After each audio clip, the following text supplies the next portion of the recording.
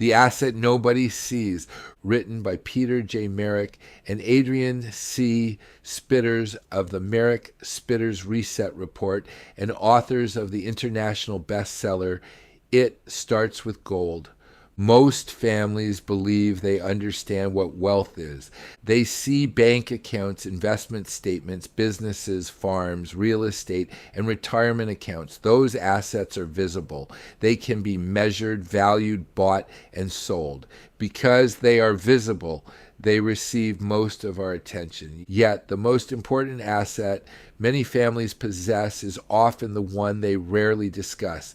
It is not capital. It is not property. It is not even income. It is confidence. Every ownership system depends upon confidence. Families purchase homes because they believe tomorrow will be better than today.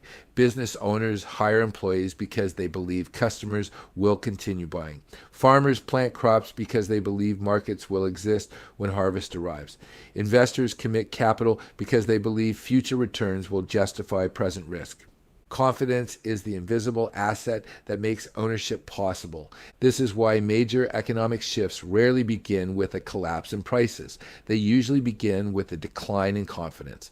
Long before markets change, people change. Buyers become cautious. Entrepreneurs postpone expansion plans. Investors seek liquidity. Families delay major decisions. None of these actions seem significant on their own, but collectively they begin altering the economic landscape. Housing markets provide a useful example. For years, the public conversation focused almost exclusively on affordability. Prices rose, governments announced programs, economists debated interest rates. Yet, beneath those discussions, something more important was occurring. Confidence in the ownership journey itself was beginning to weaken. Many younger families no longer question whether they can afford a home this year. They question whether ownership remains attainable at all. That is a very different conversation. The distinction matters because ownership is not merely about shelter.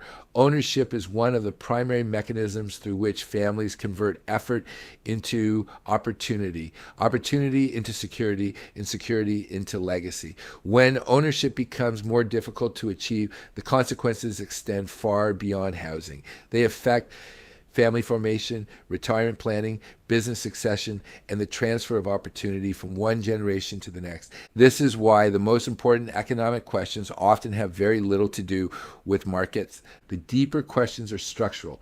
Can ordinary families still accumulate productive assets? Can those assets be preserved? Can they be transferred efficiently to the next generation? Can ownership remain broadly distributed, or will it become increasingly concentrated? These questions rarely appear in daily financial news, yet they may prove far more important than the next interest rate announcement or quarterly earnings report. Throughout history, families that successfully preserved wealth rarely focused exclusively on returns. They focused on structure. They understood that assets rise and fall, markets expand and contract, and policies change. What endures is the ability to maintain ownership through those changes. A family farm may survive droughts, recessions, wars, inflation, and political change. A business may survive multiple economic cycles. A portfolio may survive bull markets and bear markets. What determines long-term success is often not the asset itself, but the structure surrounding it.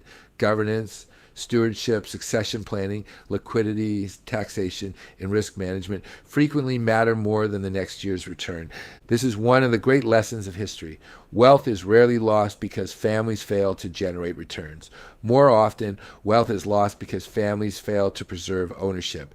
Assets become fragmented, taxes consume capital, successors are unprepared, economic conditions change.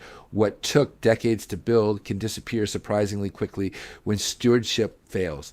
That may be the defining challenge facing families today. Not predicting the future, not outperforming a benchmark, not timing the next cycle. The real challenge is preserving the ability to remain owners in a world where ownership itself appears to be becoming increasingly valuable. because once ownership is lost, rebuilding it is often far more difficult than preserving it in the first place. And perhaps that is the most important distinction between wealth and stewardship. Wealth measures what a family possesses today. Stewardship determines whether future generations will possess it tomorrow. The families that thrive over multiple generations understand this instinctively. They do not simply ask how much an asset is worth. They ask whether it can endure. They do not focus exclusively on growth. They focus on continuity. They understand that the ultimate purpose of ownership is not consumption, but the preservation of opportunity. In the end, ownership is not really about assets at all. It is about freedom.